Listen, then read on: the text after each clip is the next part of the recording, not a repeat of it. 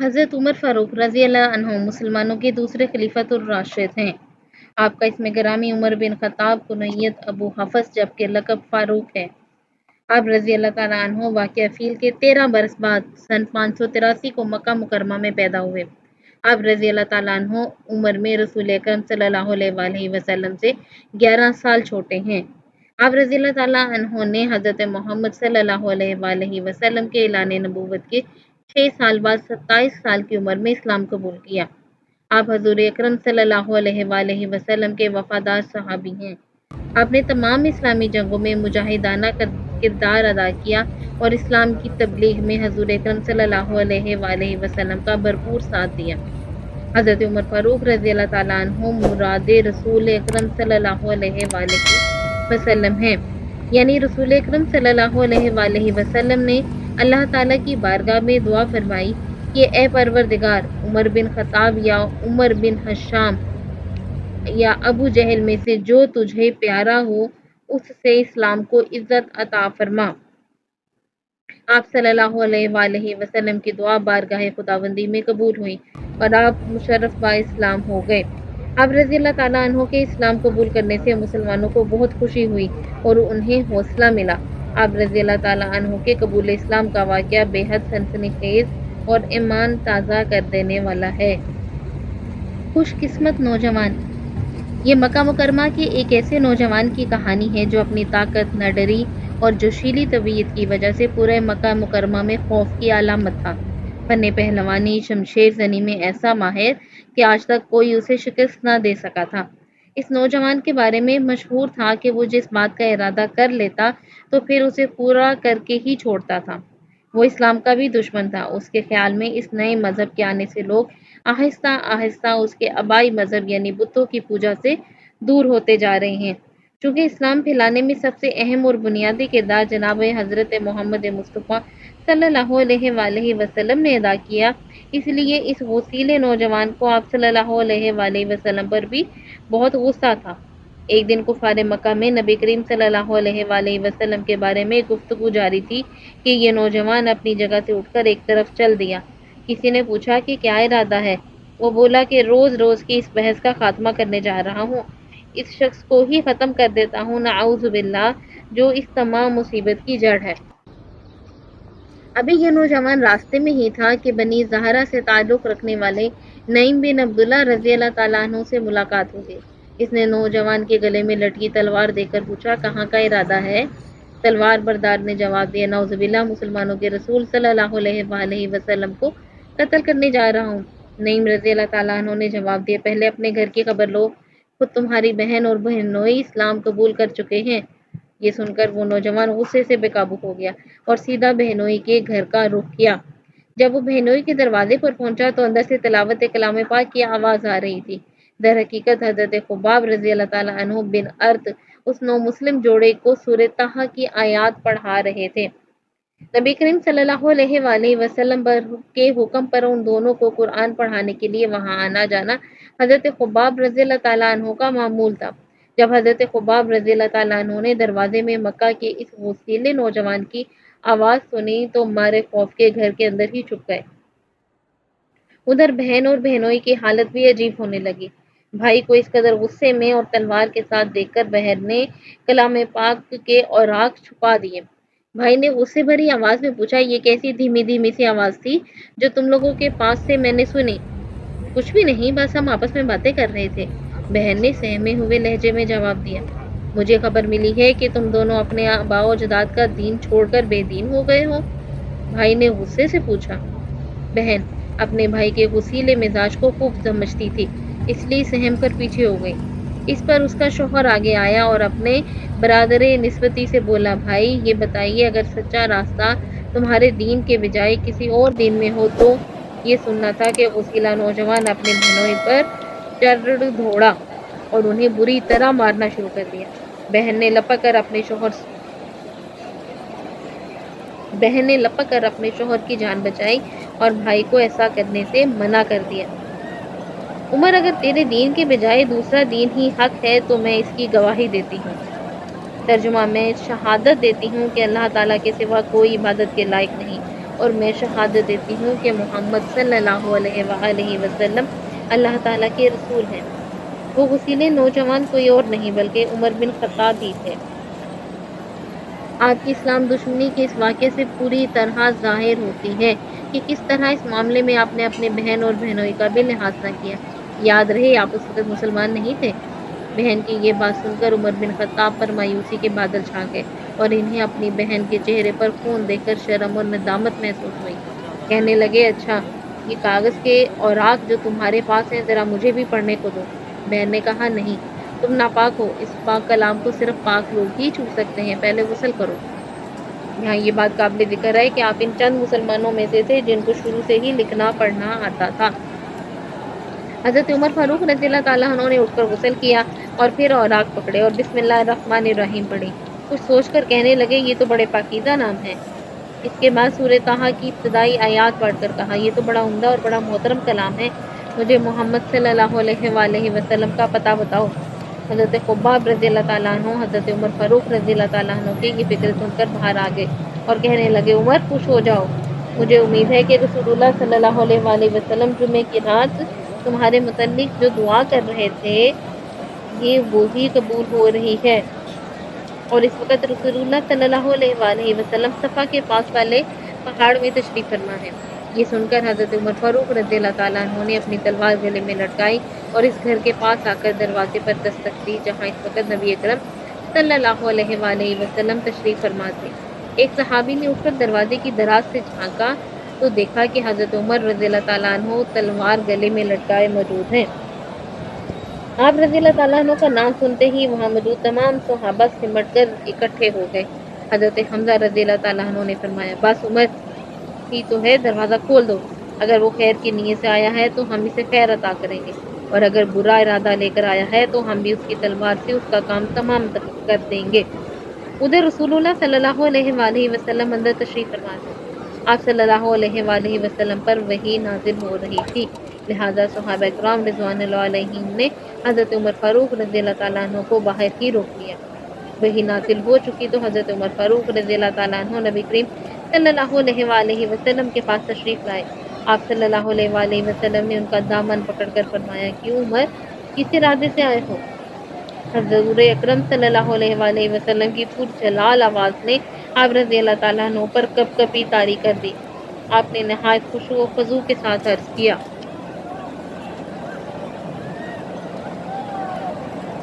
ایمان لانے کے لیے حاضر ہوا ہوں۔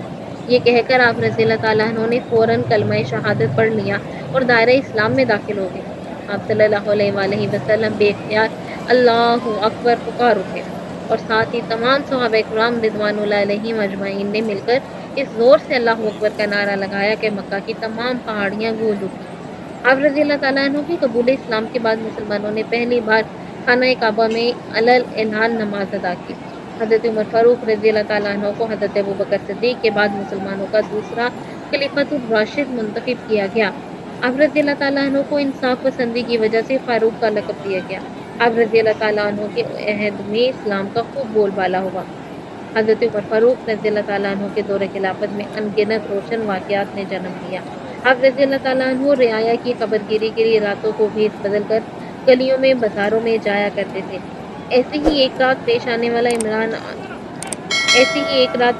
والا ایمان افروز واقعہ اگلے صفحات میں ملاحظہ فرمائیے۔ رات کا وقت تھا، ہر طرف گہری خاموشی چھائی ہوئی تھی۔ رات تاریک تھی اور سرد بھی۔ مدینہ منورہ کے نواحی علاقے میں کچھ خیمے لگے ہوئے تھے، ان میں بھی سناٹا تھا، لیکن ایک خیمے سے معصوم بچوں کے رونے اور چیخنے کی آوازیں آ رہی تھیں۔ بچوں کے چیخوں کے درمیان ایک عورت کی کمزور سی آواز بھی تھوڑی تھوڑی دیر میں سنائی دیتی تھی۔ وہ بیچاری ان کی ماں تھی جو بار بار بچوں کو تسلی دیتی جا رہی تھی۔ اس کے ہونٹوں پر ایک ہی جملہ تھا، میرے بچوں، بس تھوڑی دیر اور، کچھ دیر اور صبر کر لو، ایسا کرو کہ تمہیں بھی سو جاؤ، جب کھانا تیار ہو جائے گا تو میں تمہیں جگا دوں گی۔ ان آوازوں سے کوئی بھی اندازہ لگا سکتا تھا کہ وہ افسردہ اور پریشان حال عورت انہیں بہلانے کی کوشش کر رہی تھی، لیکن بچے تھے کہ مسلسل روئے جا رہے تھے اور ضد کیے جا رہے تھے۔ زیادہ دیر نہیں گزری تھی کہ دو اجنبی اس خیمے کے جانب بڑھتے چلے گئے۔ وہ دونوں بچوں کی آوازیں سن کر خیمے کے قریب گئے۔ ایک دراز قد اجنبی نے خیمے کے اندر جھانکا تو عجیب منظر آیا۔ ایک مخلوق الحال عورت نے اپنے سامنے چولہے پر ایک ہنڈیا چڑھا رکھی تھی۔ اور ایسا لگ رہا تھا جیسے کوئی چیز پکا رہی ہے۔ چولہے کے گرد چند بچے گھیرا ڈالے بیٹھے تھے۔ ماں اور بچوں نے اس قدر بوسیدہ لباس پہن رکھا تھا کہ اسے بمشکل لباس کہا جا سکتا تھا۔ بیچارے بچے بار بار دھواں اگلتی ہنڈیا کی طرف اشارہ کرتے اور کھانے کو مانگتے۔ ماں انہیں بہلا پھسلا کر سونے کا کہتی لیکن وہ بھوک کی وجہ سے سو نہیں پا رہے تھے۔ دراز قد اور باوقار بارعب شخص اپنے ساتھی کے ساتھ یہ سب دیکھ کر حیران کھڑے تھے۔ ان کا ساتھی جو در حقیقت ان کا غلام تھا، اس نے دیکھا کہ اس کے آقا کا جسم ہولے ہولے لرز رہا تھا۔ آخر دراز قد سے رہا نہ گیا اور وہ عورت کی اجازت سے خیمے میں داخل ہو گئے۔ اب ان دونوں کے درمیان بات چیت کا آغاز ہوتا ہے۔ یہ بچے کیوں رو رہے ہیں؟ آپ انہیں چپ کیوں نہیں کراتی؟ عورت نے ایک بے چارگی سے بھرپور نگاہ بچوں پر ڈالی اور اجنبی کو مخاطب کر کے بولی، یہ کئی دنوں کے بھوکے ہیں، اس لیے رو رہے ہیں۔ یہ کہہ کر عورت کی غمناک آنکھوں سے بے اختیار آنسو ٹپک پڑے۔ لیکن اس ہنڈیے میں آپ کیا پکا رہی ہیں؟ اجنبی نے حیرت سے دوبارہ سوال کیا، اور جلدی سے انہیں پکا کر کیوں نہیں دے دیتی؟ میرے پاس انہیں دینے کے لیے کچھ نہیں، ہنڈیے میں صرف پانی اور پتھر ہیں، عورت نے درد میں ڈوبی آواز میں جواب دیا۔ بچے جب رو دھو کے تھک کر سو جائیں گے تو ہنڈیا بھی اتار دوں گی، چند روز سے میں ایسا ہی کر رہی ہوں۔ عورت کا یہ جواب سن کر دراز کا اجنبی کے چہرے پر غم کے سائے مزید گہرے ہو گئے۔ ساتھ کھڑے غلام کو اپنے آقا کی حالت دیکھ کر ایسا لگ رہا تھا جیسے وہ بھی رو دیں گے۔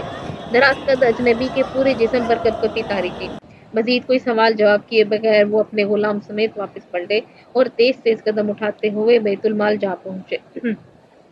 اسی وقت بیت المال کھلوایا، آٹا، گھی، کھجورے اور کھانے کا دیگر سامان ایک بوری میں ڈالا اور اپنے غلام سے کہا، یہ بوری میری پیٹھ پر لاد دو۔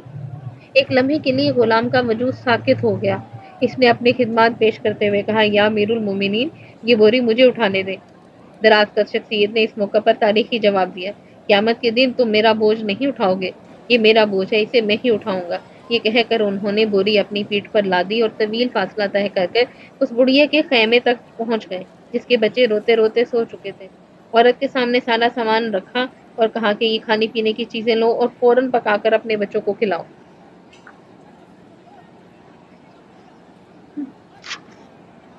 عورت نے ہنڈی دوبارہ چڑھا کر اس میں گوشت پکانا شروع کیا اور پھر آٹا گوندھ کر روٹیاں پکائیں۔ تھوڑی دیر میں کھانا پک کر تیار ہو گیا تو عورت نے اپنے بچوں کو کھلایا۔ وہی بچے جو تھوڑی دیر پہلے بھوک سے بلک بلک کر رو رہے تھے، اب پیٹ بھرتے ہی خوشی سے اچھلنے کودنے لگے۔ ان کی خوشی دیکھ کر مہربان اجنبی کے چہرے پر بھی خوشی اور اطمینان کی لہر دوڑ گئی۔ عورت نے خوش ہو کر جذبۂ تشکر سے کہا، اے اجنبی، اللہ تعالیٰ تجھے اس نیکی کے بدلے جزائے خیر دے اور اپنی رحمتوں سے نوازے۔ خلیفہ ہونے کا لائق تو ہے، نہ کہ عمر بن الخطاب۔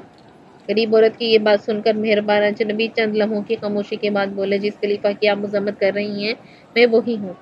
اب اس کی سمجھ میں ساری بات آ گئی کہ یہ سب کرنے والے مہربان اجنبی در حقیقت حضرت عمر فاروق رضی اللہ تعالیٰ عنہ ہی تھے۔ وہ آپ رضی اللہ تعالیٰ عنہ سے معذرت کرنے کے بجائے کرنے لگی کہ انجانے میں اتنا کچھ کہہ گئی۔ اس پر آپ رضی اللہ تعالیٰ عنہ نے فرمایا، افسوس کا اظہار آپ پر نہیں مجھ پر واجب ہوتا ہے، میری بہن، میں ہی اپنے فرائض سے غفلت کا مرتکب ہوا ہوں۔ اللہ تعالیٰ کا شکر ہے مجھے آپ کی خدمت اور اپنا فرض ادا کرنے کا موقع ملا۔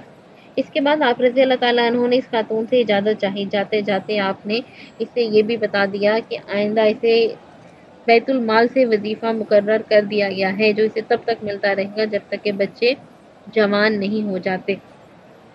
آپ نے دیکھا حضرت عمر فاروق رضی اللہ تعالیٰ عنہ کا اپنی رعایا کے کس انداز میں خبر گیری کیا کرتے تھے۔ یہی نہیں، آپ رضی اللہ تعالیٰ عنہ عدل و انصاف کے قائم کرنے میں بھی اپنی مثال آپ تھے۔ قاتل کی واپسی۔ گھبرائے ہوئے نوجوان نے اپنا گھوڑا روکا اور رومال سے چہرہ چھپاتے ہوئے حضرت عمر فاروق رضی اللہ تعالیٰ عنہ کی محفل میں داخل ہو گیا۔ جلدی سے جہاں جگہ ملی وہیں بیٹھ گیا۔ اس وقت حضرت عمر فاروق رضی اللہ تعالیٰ عنہ لوگوں کے مسائل سن کر احکامات جاری فرما رہے تھے۔ اب اس نوجوان کی محفل میں داخل ہوئے تھوڑی ہی دیر ہوئی تھی کہ دو نوجوان بھاگتے ہوئے آئے اور حضرت عمر فاروق رضی اللہ تعالیٰ عنہ کی محفل میں داخل ہو گئے۔ ان دونوں کی حلیے اور شکل و شباہت سے اندازہ لگانا مشکل نہ تھا کہ وہ دونوں سگے بھائی ہیں۔ ان کا انداز بتا رہا تھا کہ انہیں کسی کی تلاش ہے۔ تھوڑی دیر تک محفل میں بیٹھے لوگوں کا جائزہ لینے کے بعد وہ دونوں حضرت عمر فاروق رضی اللہ تعالیٰ عنہ کے سامنے جا کھڑے ہوئے اور تھوڑی دیر پہلے وہاں آنے والے گھوڑ سوار کی طرف اشارہ کرتے ہوئے بولے، امیر المومنین، یہ ہے وہ شخص۔ کیا جرأت ہے اس شخص کا؟ حضرت عمر فاروق رضی اللہ تعالیٰ عنہ نے پوچھا۔ کسی کو بھی نوجوان کے اس طرح داخل ہونے پر حیرت نہ ہوئی، کیونکہ کوئی بھی آ کر حضرت عمر فاروق رضی اللہ تعالیٰ عنہ سے اپنا مسئلہ بیان کر سکتا تھا۔ اے امیر المومنین، یہ ہمارے باپ کا قاتل ہے، بڑے بھائی نے جواب دیا۔ قاتل کا لفظ سن کر بہت سے لوگ گھوڑ سوار اجنبی کو دیکھنے لگے۔ اس پر حضرت عمر فاروق رضی اللہ تعالیٰ عنہ نے بھی توجہ اس کی طرف کرتے ہوئے پوچھا، کیا تم نے ان کے باپ کا قتل کیا ہے؟ جی ہاں امیر المومنین، مجھ سے ان کا باپ قتل ہو گیا ہے۔ کس طرح قتل ہوا ہے؟ حضرت عمر فاروق رضی اللہ تعالیٰ عنہ نے پوچھا، ان کا باپ اپنے اونٹ سمیت میرے کھیت میں داخل ہو گیا تھا۔ میں نے منع کیا لیکن وہ منع نہیں ہوا۔ میں نے غصے میں آ کر اسے ایک پتھر دے مارا۔ پتھر سیدھا اس کے سر میں لگا اور وہ وہیں پر مر گیا۔ مجھے اس بات کا افسوس ہے لیکن میں قتل کا مرتکب ہو چکا ہوں۔ قتل کی سزا جانتے ہو؟ حضرت عمر فاروق رضی اللہ تعالیٰ عنہ نے پوچھا۔ موت یا قصاص؟ قاتل نے سر جھکا کر جواب دیا۔ اب حضرت عمر فاروق رضی اللہ تعالیٰ عنہ نے اپنا رخ مقتول کے بیٹوں کی طرف کیا اور فرمایا، اسلامی قانون کے مطابق تمہیں اس نوجوان سے جو چاہے طلب کر سکتے ہو، قصاص یا اس کی جان۔ ہمیں صرف سزائے موت چاہیے تھے۔ خلیفۃ المسلمین بڑا بھائی اپنی جگہ کھڑے کھڑے تعظیم کے ساتھ بولا۔ وہاں موجود سب لوگ یہ سن کر سناٹے میں آ گئے۔ سب کو خلیفۃ المسلمین کے فیصلے کا انتظار تھا۔ سب کو یقین تھا کہ اب قاتل کو کوئی نہیں بچا سکے گا۔ حضرت عمر فاروق رضی اللہ تعالیٰ عنہ کے انصاف سے سب واقف بھی تھے۔ پھر یہاں تو قاتل نے اقرار جرم بھی کر لیا تھا۔ نہ فیصلہ لکھنے کی ضرورت تھی، نہ گواہوں کو بلانے کی۔ قاتل سے مزید کوئی سوال نہیں کیا گیا۔ اس کے کنبے کے بارے میں کوئی سوال کیا گیا، نہ ہی یہ پوچھا گیا کہ اس کا تعلق کس قدر شریف خاندان سے ہے، نہ ہی یہ پوچھنے کی ضرورت محسوس کی گئی کہ اس کا تعلق کسی معزز قبیلے سے تو نہیں، معاشرے میں کیا رتبہ یا کیا مقام ہے۔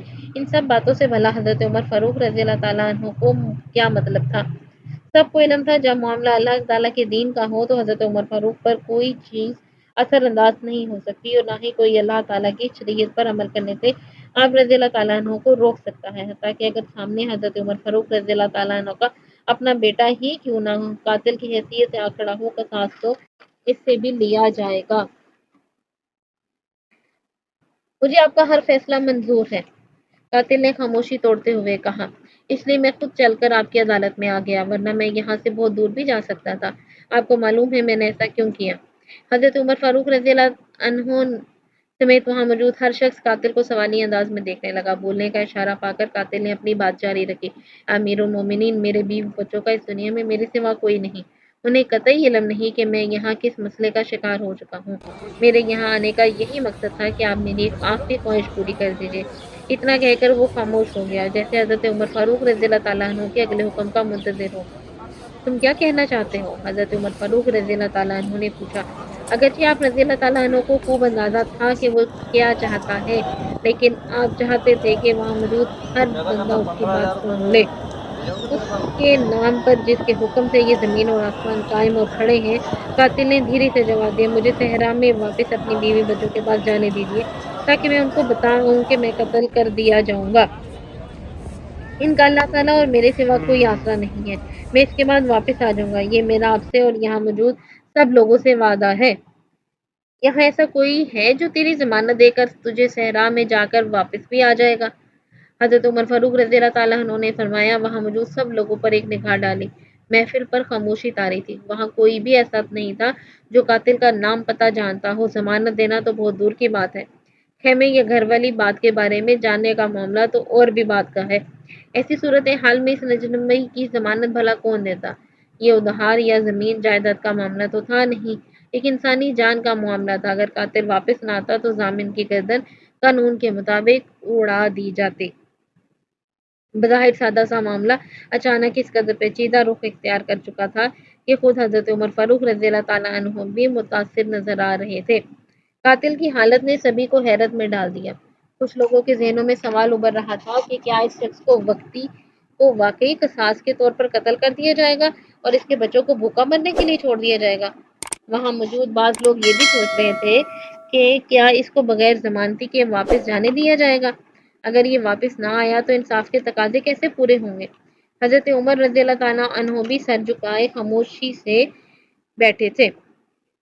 آخر کار آپ رضی اللہ تعالیٰ عنہ نے اپنا سر مبارک اٹھایا اور التجا بھری نظروں سے مقتول کے بیٹوں کی طرف دیکھتے ہوئے فرمایا، معاف کر دو اس کو۔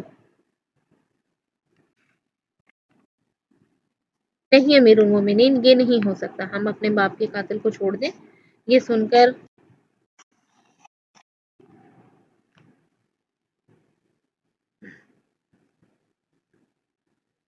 حضرت عمر فاروق رضی اللہ تعالیٰ عنہ یہ سن کر اپنی نشست سے اٹھ کھڑے ہوئے اور وہاں موجود سب لوگوں پر ایک نگاہ ڈال کر بلند آواز میں پوچھا، لوگوں ہے کوئی تم میں سے جو اس اجنبی کی ضمانت دے؟ اس جماعت میں ایک ہی برگزیدہ صحابی جناب ابو ذر غفاری رضی اللہ تعالیٰ عنہ بھی تشریف رکھتے تھے۔ آپ رضی اللہ تعالیٰ عنہ نے اپنی بوڑھی ٹانگوں پر بوجھ ڈال کر اٹھتے ہوئے فرمایا، اے عمر، میں ضمانت دیتا ہوں اس شخص کی۔ حضرت عمر فاروق رضی اللہ تعالیٰ عنہ یہ سن کر حیرت سے بولے، ابو ذر اس نے قتل کیا ہے؟ حضرت ابو ذر رضی اللہ تعالیٰ عنہ نے بھی فیصلہ کن انداز میں فرمایا، چاہے قتل ہی کیوں نہ کیا ہو، میں اس کی ضمانت دیتا ہوں۔ ابو ذر، کیا تم اس نوجوان کو جانتے ہو؟ حضرت عمر فاروق رضی اللہ تعالیٰ عنہ نے پوچھا۔ حضرت ابو ذر رضی اللہ تعالیٰ عنہ نے نفی میں جواب دیا تو حضرت عمر فاروق رضی اللہ تعالیٰ عنہ نے فرمایا، تو پھر کس طرح ضمانت دے رہے ہو اس اجنبی کی؟ میں نے اس کے چہرے پر مومنوں کی صفات دیکھی ہیں اور مجھے ایسا لگتا ہے یہ جھوٹ نہیں بول رہا۔ انشاءاللہ یہ لوٹ کر واپس آ جائے گا۔ ابو ذر، اگر یہ نوجوان 3 دن میں واپس نہ آیا تو مجھے بہت افسوس کے ساتھ اس کی جگہ آپ کی گردن کا سانس۔ حضرت ابو ذر رضی اللہ تعالیٰ عنہ بھی اپنے فیصلوں پر پہاڑ کی طرح جمے ہوئے تھے۔ آپ رضی اللہ تعالیٰ عنہ نے بلا جھجک جواب دیا، امیر المومنین، پھر اللہ مالک ہے، اگر میرا انجام ایسا ہی لکھا ہے تو ایسا ہی صحیح۔ حضرت عمر فاروق رضی اللہ تعالیٰ عنہ سے 3 دن کی مہلت پا کر قاتل وہاں سے اپنے گھر روانہ ہو گیا۔ وہ 3 دن سبھی لوگوں نے شدید بے چینی اور اضطراب کی کیفیت میں گزارے۔ تیسرے دن قاتل واپس نہ لوٹا تو عصر کے وقت شہر میں اعلان کروا دیا گیا کہ فلاں کے قتل کے جرم میں فلاں کا سر تن سے جدا کر دیا جائے گا۔ مقتول کے دونوں بیٹے اپنے باپ کا قصاص لینے کے لیے بے چین تھے اور لوگوں کا مجمع اللہ تعالیٰ کی شریعت پر عمل درآمد ہوتا دیکھنے کے لیے مخصوص مقام پر آ کر بیٹھ چکا تھا۔ حضرت ابو ذر رضی اللہ تعالیٰ عنہ بھی تشریف لا کر حضرت عمر فاروق رضی اللہ تعالیٰ عنہ کے سامنے بیٹھ گئے۔ حضرت عمر فاروق رضی اللہ تعالیٰ عنہ نے سب سے پہلا سوال ہی یہ کیا، کدھر ہے وہ قاتل نوجوان؟ حضرت ابو ذر نے اپنی لا علمی کا اظہار کرتے ہوئے جواب دیا، مجھے کچھ پتہ نہیں یا امیر المومنین۔ یہ کہہ کر حضرت ابو ذر رضی اللہ تعالیٰ عنہ نے آسمان کی طرف نگاہ کی جدھر سورج تیزی سے غروب کی جانب گامزن تھا۔ ایسا لگتا تھا کہ آج اسے بھی غروب ہونے کی جلدی ہے۔ محفل پر سناٹا طاری تھا، اللہ تعالیٰ کے سوا کسی کو بھی معلوم نہ تھا کہ آج کیا ہونے والا ہے۔ ایک بات کا سب کو یقین تھا کہ اگر آج یہ قاتل واپس نہ آیا تو حضرت ابو ذر رضی اللہ تعالیٰ عنہ کی گردن اڑا دی جائے گی۔ بالآخر سورج کا سنہرا تھال مغرب میں غائب ہونے لگا، سب کو جیسے سانپ سونگھ گیا۔ حضرت ابو ذر رضی اللہ تعالیٰ عنہ کو بھی اپنے انجام کا اندازہ ہو چلا تھا۔ جلاد کی تلوار سورج غروب ہوتے ہی جیسے پیاس سے بے چین ہو رہی تھی۔ اس سے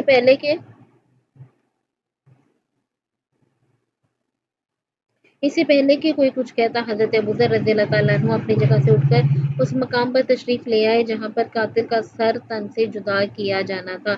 لوگوں کا ہجوم یوں تو خاموش تھا لیکن سب کی نگاہیں جیسے مقتول کے بیٹوں سے چیخ چیخ کر کہہ رہی تھی، اسے معاف کر دو، یہ بے گناہ ہے، اس کا جرم صرف اتنا ہے کہ اس اجنبی پر رحم کھا کر اس کی ضمانت دے دی۔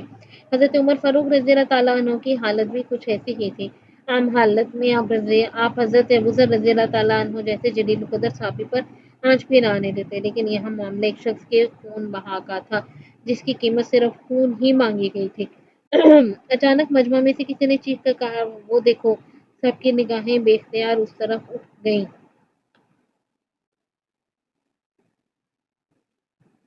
اچانک مجمع میں سے کسی نے چیخ کر کہا، وہ دیکھو! سب کی نگاہیں بے اختیار اس طرف اٹھ گئیں۔ بہت دور سے گرد کا بادل سا اڑتا ہوا نظر آ رہا تھا، ساتھ ہی فضا میں گھوڑے کے ٹاپوں کی گونج بھی ابھرتی چلی گئی۔ آہستہ آہستہ ایک سوار کا ہیولہ سب کی نظروں کے سامنے آتا چلا گیا۔ تھوڑی ہی دیر بعد گھڑ سوار قریب آ گیا۔ سب کے چہرے پر انجانی سی خوشی تھی اور وہ کوئی اور نہیں بلکہ وہی قاتل تھا جس نے اپنی واپسی کا وعدہ کیا تھا۔ سوار کے آتے ہی سب کو سلام کیا اور بے اختیار اپنی گردن حضرت عمر فاروق رضی اللہ تعالیٰ عنہ کے سامنے پیش کر دی۔ اے اجنبی! اگر تم لوٹ کر بھی نہ آتے تو ہم نے تمہارا کیا بگاڑ لینا تھا؟ نہ تو ہم میں سے کوئی تیرا گھر جانتا تھا اور نہ ہی کسی کو تیرا نام پتہ معلوم تھا۔ نوجوان نے اپنی سانسوں پر قابو پا کر جواب دیا، امیر المومنین، اللہ کی قسم، بات آپ کی نہیں بلکہ اس پاک ذات کی ہے جو سب ظاہر اور پوشیدہ کے بارے میں جانتا ہے۔ میں قتل کر دیے جانے کے لیے حاضر ہوں۔ مجھے بس یہ ڈر تھا کہ کہیں کوئی یہ نہ کہہ دے کہ اب لوگوں میں سے کوئی وعدہ مت کرے، کیونکہ وعدہ وفا نہیں ہوتا۔ اگر میں آج لوٹ کر نہ آتا تو پھر آئندہ کے لیے کوئی کسی کی ضمانت بھی نہ دیتا۔ حضرت عمر فاروق رضی اللہ تعالیٰ عنہ نے یہ سن کر حضرت ابو ذر رضی اللہ تعالیٰ عنہ سے فرمایا، اے ابو ذر، آپ نے کس بنیاد پر اس انجان شخص کی ضمانت دے دی تھی؟ اے عمر، مجھے اس بات کا ڈر تھا کہ کہیں کوئی یہ نہ کہہ دے کہ اب لوگوں سے خیر ہی اٹھا لی گئی ہے۔ حضرت عمر فاروق رضی اللہ تعالیٰ عنہ نے یہ سن کر لمحہ بھر کے لیے خاموشی اختیار فرمائی اور پھر مقتول کے بیٹوں سے پوچھا، اب تم کیا کہتے ہو؟ اے امیر المومنین، ہم اس کی صداقت کی وجہ سے اسے معاف کرتے ہیں۔ ہمیں اس بات کا ڈر ہے کہ کہیں کوئی یہ نہ کہہ دے کہ اب لوگوں میں سے عفو و درگزر ہی اٹھا لیا گیا ہے۔ یہ سن کر حضرت عمر فاروق رضی اللہ تعالیٰ عنہ بے اختیار اللہ اکبر پکار اٹھے اور آنسو ان کی داڑھی مبارک کو بھگوتے ہوئے نیچے گرنے لگے۔ وہاں موجود سبھی لوگوں کی حالت ان سے ملتی جلتی تھی۔ حضرت عمر فاروق رضی اللہ تعالیٰ عنہ نے فرمایا، اے نوجوانوں، تمہاری عفو و درگزر پر اللہ تعالیٰ تمہیں جزائے خیر دے۔ پھر حضرت ابو ذر سے فرمایا، اے ابو ذر، اللہ تعالیٰ تجھے بھی اس شخص کی مصیبت میں مدد پر جزائے خیر دے۔ پھر وعدہ پورا کرنے والے قاتل سے فرمایا، اور اے اجنبی، اللہ تعالیٰ تجھے اس وفائے عہد اور صداقت پر جزائے خیر عطا کرے۔ اور اے امیر المومنین، اللہ تجھے تیرے عدل اور رحم دلی پر جزائے خیر دے۔ قاتل نے تشکر آمیز انداز میں جواب دیا۔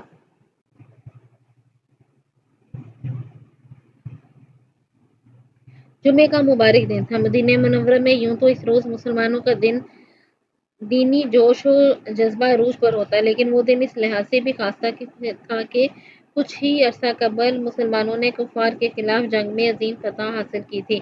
اس فتح کے نتیجے میں ہاتھ آنے والا مال و اسباب، جسے مال غنیمت کہا جاتا ہے، تمام مجاہدین میں برابر تقسیم کر دیا گیا تھا۔ یہ تقسیم انصاف اور مساوات کے ساتھ کی گئی تھی۔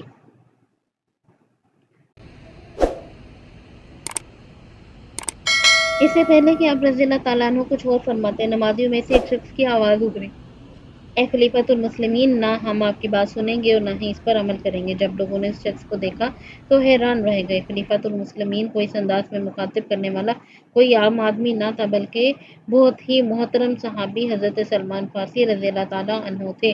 کسی کی بھی سمجھ میں نہیں آتا تھا کہ آپ آخر ایسی بات کیوں کر رہے ہیں۔ سب جانتے تھے کہ حضرت سلمان رضی اللہ تعالیٰ عنہ کسی بھی قسم کی غلط بات کا سوچ تک نہیں سکتے۔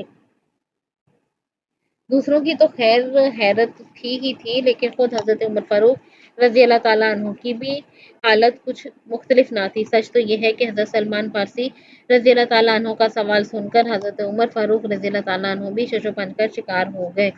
آپ حضرت عمر فاروق رضی اللہ تعالیٰ عنہ سے مزید انتظار نہ ہو سکا۔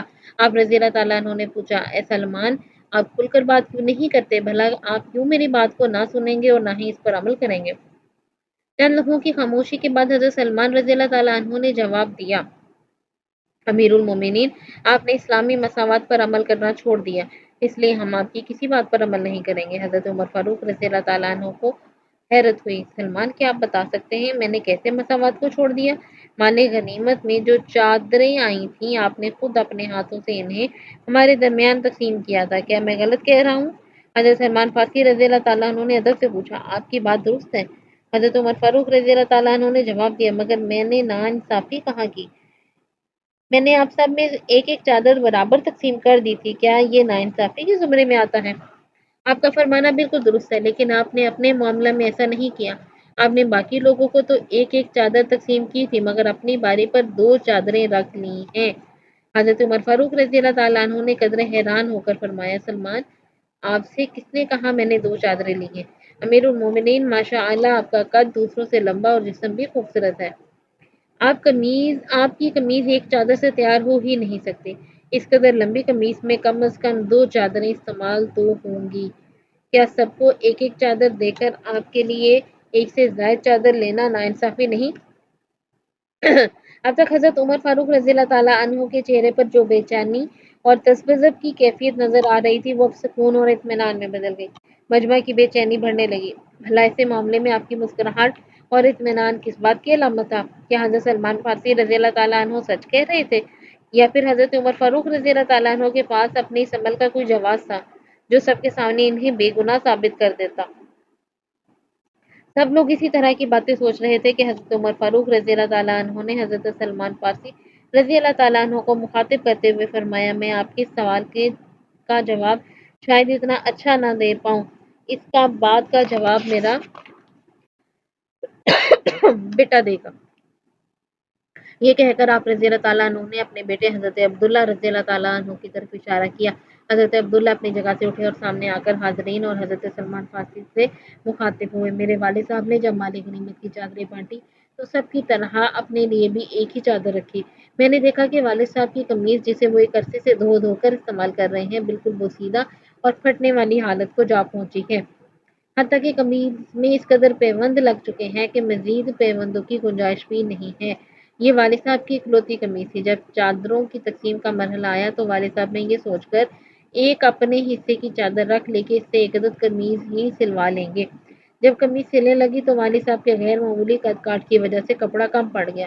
یہ دیکھ کر والد صاحب فکر مند ہو گئے۔ جب مجھ سے والد کی یہ حالت دیکھی نہ گئی، میں نے فوراً اپنے حصے کی چادر بھی انہیں تحفے میں دے دی۔ والد صاحب نے میرا تحفہ قبول کر لیا۔ یوں دونوں چادروں سے یہ نئی قمیض سل کر تیار ہو گئی۔ آپ کا اندازہ درست ہے، یہ قمیض دو چادروں سے ہی سلی ہے۔ حضرت عبداللہ رضی اللہ تعالیٰ عنہ کی وضاحت سن کر وہاں موجود سب لوگ پرسکون ہو گئے۔ لمبی قمیض کا مسئلہ حل ہو گیا۔ سب کو اطمینان ہو گیا تھا کہ حضرت عمر فاروق رضی اللہ تعالیٰ عنہ ناانصافی کے مرتکب نہیں ہوئے۔ حضرت سلمان فارسی رضی اللہ تعالیٰ عنہ کو بھی حقیقت کا علم ہونے کے بعد اپنی باتوں پر بڑا دکھ ہوا۔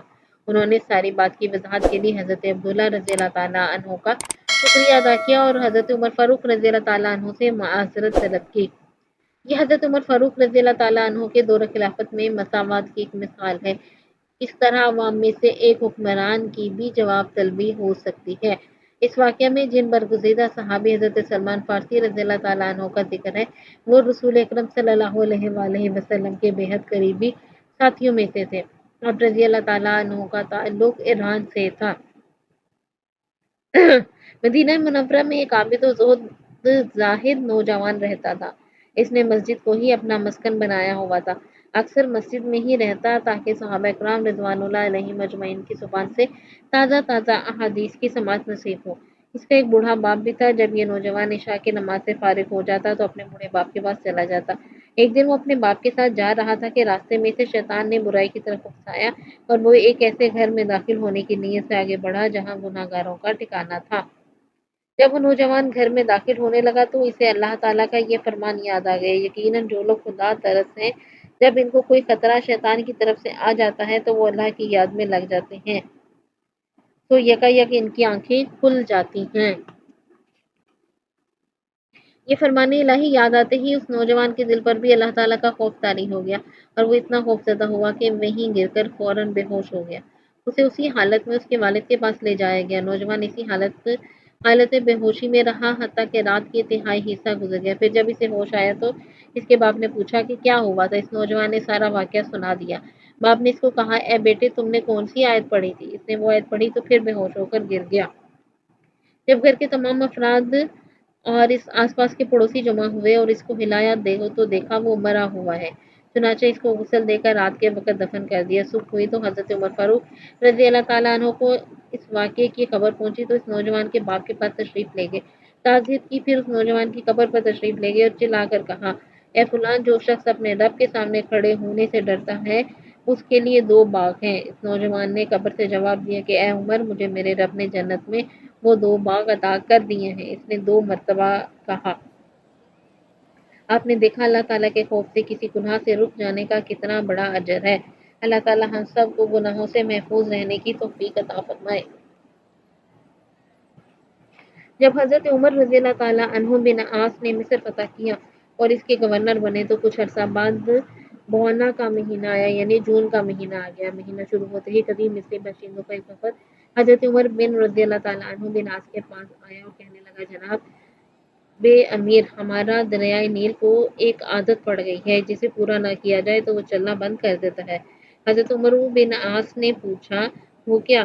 مصری کہنے لگے، عادت یہ ہے کہ جون کے مہینہ کی 12 راتیں پوری ہو جاتی ہیں تو ہم کسی حسین دوشیزہ کو تلاش کرتے ہیں اور ملنے پر اس کے ماں باپ کو راضی کرتے ہیں اور وہ راضی ہونے پر ہم سب اس دوشیزہ کو اچھے زیور اور کپڑوں کے ساتھ تیار کرتے ہیں اور پھر دریائے نیل میں ڈال دیتے ہیں۔ اس کے بعد وہ خوب چلتا ہے۔ یہ سن کر حضرت عمر بن عاص رضی اللہ تعالیٰ عنہ نے فرمایا، اسلام میں ایسا نہیں ہو سکتا، اسلام پچھلی جاہلانہ رسموں کو ختم کرتا ہے۔ وفد یہ سن کر چلا گیا، لیکن ہوا واقعتاً ایسا ہی۔ جون ابیب اور جولائی مصری اگست کے مہینے گزر گئے اور دریائے نیل کو خشک پڑا رہا، یہاں تک کہ دوسرے مقامات کی طرف جانے کا ارادہ کرنے لگے۔ حضرت عمرو بن عاص رضی اللہ تعالیٰ عنہ نے جب یہ دیکھا تو حضرت عمر فاروق رضی اللہ تعالیٰ عنہ کو خط لکھ کر مشورہ طلب کیا۔ حضرت عمر فاروق رضی اللہ تعالیٰ عنہ نے جواب دیا، تم نے ٹھیک کیا، اسلام واقعی پرانی رسموں کو ختم کرتا ہے۔ میں تمہارے پاس ایک پرچہ بھیج رہا ہوں، اسے دریائے نیل میں ڈال دینا۔ حضرت عمرو رضی اللہ تعالیٰ عنہ بن عاص نے وہ پرچہ کھول کر دیکھا تو اس میں لکھا تھا، اللہ کے بندے امیر المومنین عمر کی طرف سے مصر کے دریائے نیل کے نام حمد و صلات کے بعد اگر تو اپنی مرضی سے بہا کرتا ہے تو بہنا بند کر دے، اور اگر وہ خدائے واحد قہار ہے جو تجھے چلاتا ہے تو ہم اسی خدائے واحد قہار سے دعا کرتے ہیں کہ وہ تجھے بہنے پر مجبور کر دے۔ حضرت عمرو بن رضی اللہ تعالیٰ عنہ بن عاص نے یہ خط دریا میں ڈال دیا۔ مصر کے باشندے وہاں سے جانے کی پوری تیاریاں کر چکے تھے، اس لیے کہ ان کی زندگی کا دار و مدار ہی دریا پر تھا۔ لیکن عید صلیب کے دن صبح جا کر ان سب نے دیکھا تو دریائے نیل اپنی پوری آب و تاب کے ساتھ بہنا شروع ہو چکا تھا اور ایک رات میں پانی کی سطح 16 فٹ بلند ہو گئی تھی۔ حضرت عمر فاروق رضی اللہ تعالیٰ عنہ معمول کے مطابق جمعہ کی نماز پڑھانے مسجد نبوی صلی اللہ علیہ وآلہ وسلم میں تشریف لائے۔ آپ خطبہ دینے کے لیے ممبر پر تشریف لائے اور لوگوں کو مخاطب کرتے ہوئے فرمایا، اے لوگوں، میری بات سنو اور مانو۔ اس سے پہلے کہ آپ رضی اللہ تعالیٰ عنہ کچھ اور